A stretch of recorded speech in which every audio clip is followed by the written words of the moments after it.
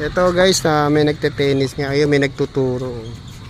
Ayun, kaya mukhang madadalas tayo rito sa La Paz Plaza. Ay, mga tinuturuan estudyante.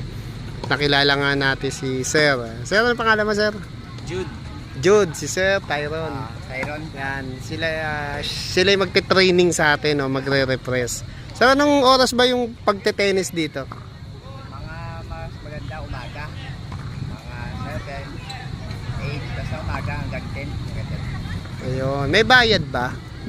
Wala. Bali, pwede ka lang kumuha ng pulot boys.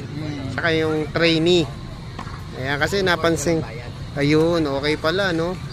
Anong oras hanggang anong oras inaabot ang tennis dito? Mga alas 12. Ng gabi? Hindi, sa umaga, tanghali. Sa gabi hanggang alas 6. Alas 8 yan. Thank you, sir. Thank you, thank you.